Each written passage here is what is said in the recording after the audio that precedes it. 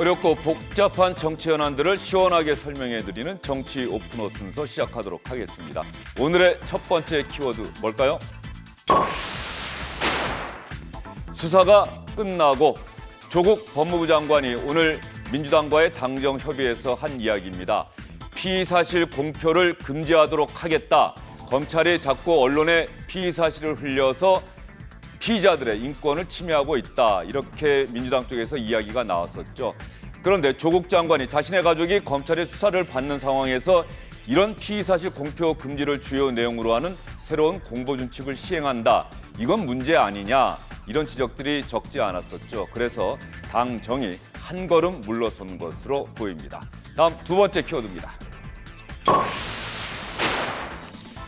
오늘도 삭발. 자유한국당에서는 조국 장관의 사퇴를 요구하는 의원들의 삭발이 이어지고 있습니다. 오늘도 5선 의원이죠. 이주영, 심재철 의원이 삭발했습니다. 황교안 대표에 이어서 자유한국당 의원들의 삭발 행렬이 이어지고 있는데 삭발 투쟁만이 과연 최선이냐? 정말 국민이 원하는 것은 변화와 혁신 아니냐?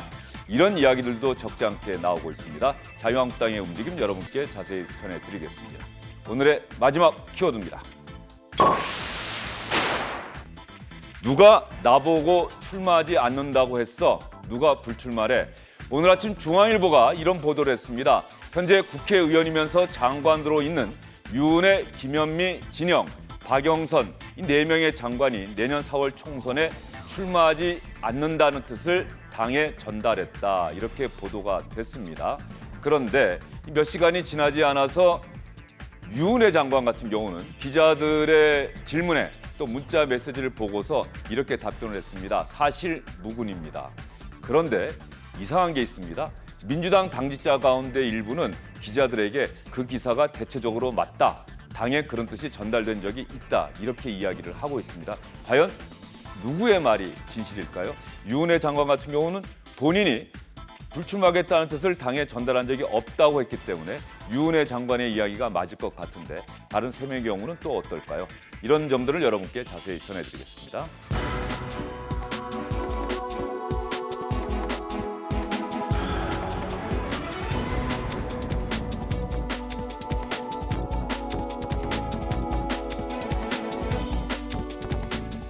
정치 오픈어 순서 본격적으로 시작을 해보도록 하겠습니다. 먼저 오늘 아침에 열린 당정협의에서 조국 법무부 장관이 했던 이야기를 여러분께 전해드리도록 하겠습니다.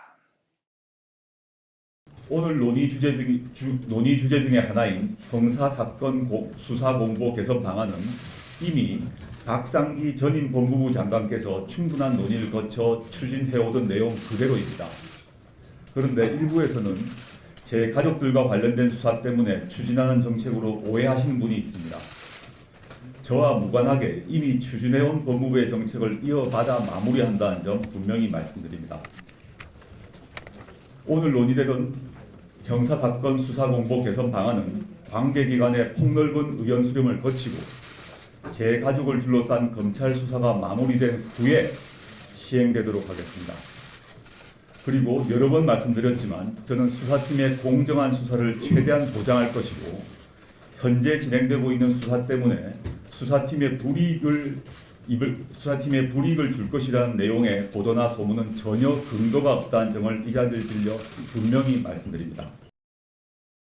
조국 법무장관의 이런 메시지는 여러 차례 반복돼 왔던 건데요. 무엇보다 공보준칙을 개정하는 이 문제, 이달 초에 박상기 전 법무부 장관이 국회에서 그런 답변을 한 적이 있었죠.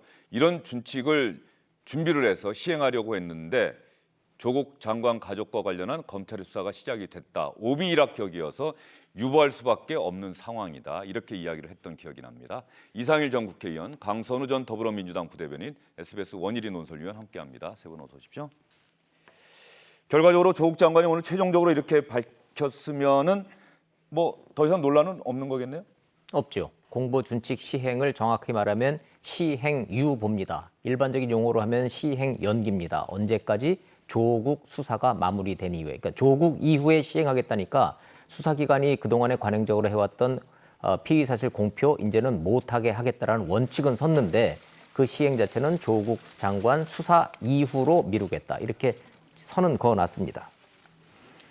선은 그어놨는데 왜 이런 일이 논란이 있었을까요? 마치 조국 장관 지금 당장이라도 시행할 것 같은 그런 인상을 좀 줬던 게 사실인데. 분명히 그런 인상을 줬고 그래서 또 언론이 많은 지적을 했지 않습니까? 그런데 앵커 말씀하신 대로 물러난 박상기 전 장관이 국회 예결위에서 이런 거를 만들었는데 조국 장관 후보자에 대한 또 가족에 대한 수사가 진행되고 있기 때문에 이거는 지금 시행 유보를 할 수밖에 없다 이런 취지로 이야기를 했습니다. 그러면 그거를 그대로 일종의 정부나 당의 정책으로 그냥 갔으면은 논란이 안 생기는데 박상기 장관이 물러나고 조국 장관이 취임하면서 조국 장관이 또 검찰 특수부를 축소한다, 검사들의 이 승진 교육 과정에 대해서 또 개혁한다, 검사들과 대화를 하면서 뭐 이 검찰 문화를 바꾸겠다 이러면서 검찰을 압박하는 이런 언행을 했고 그런 가운데서 수사가 더 진행되니까 민주당 쪽에서 당정 협의를 오늘 해가지고 이거에 대해서 이 시행을 빨리 할 것처럼 이야기를 했기 때문에 이제 언론에서도 많은 지적을 했고 특히 국민들이 보기에는 이건 조국 장관 가족에 대한 수사가 이루어지는데 이걸 검찰은 압박하려는 거 아니냐. 특히 조국 장관 부인의 경우 정경심 교수가 포토라인에 쓸 가능성이 커 보이는데 네. 그거부터 차단하겠다는 거 아니냐 이런 지적이 많이 나왔었죠. 그러니까 굉장히 반대 여론이 커지니까 당정이 한 발 물러설 수밖에 없다. 그러니까 저는 이 결정은 잘했다고 봅니다. 이제 조국 장관 가족에 대한 모든 수사가 끝난 다음에 기존에 이제 피의 사실을 이렇게 검찰 쪽에서 이 흘리는 이런 관행은 없어져야 되죠. 다만 이제 국민의 알 권리와 어느 정도 피의자 인권 보호와 이 어느 정도 접점에서 이거를 시행을 해야 되느냐 이에 대해서는 저 법무부가 만든 안이 지고지선의 안이라고 보지는 않고요. 정말 여러 의견을 많이 듣고 토론 과정을 거쳐서 공론을 모으는 이런 절차가 필요하겠다 이런 생각이 듭니다. 네, 저 공보준칙이 개정이 되고 개정된 공보준칙이 그대로 시행된다고 한다면은 뭐 검찰의 수사 문화에 상당한 변화도 예상이 되는데 단 하나 형법상에 분명히 피의사실 공표 금지 규정이 있음에도 불구하고 별로 지켜지질 않았단 말이죠. 공보준칙이 과연 잘 시행될 수 있을지 검찰의 수사 관행이 바뀔 수 있을지 어떻게 보십니까?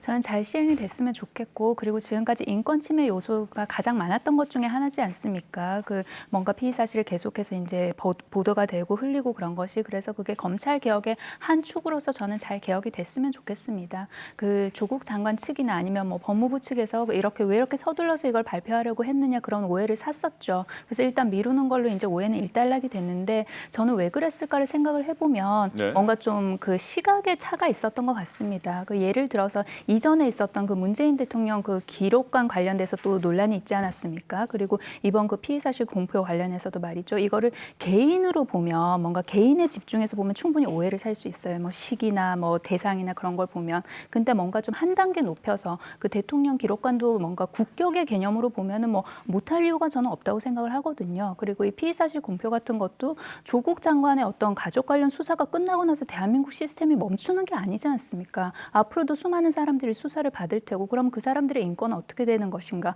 뭔가 인권에 좀 초점을 맞춰서 보면 이 논란을 좀 빨리 매듭지으려고 했던 그 뭐 심정도 이해가 안 가는 바는 전 아니라고 생각합니다. 강선우 전 부대변인 이야기 들으면서 저는 또 적시라고 하는 말이 떠오르네요.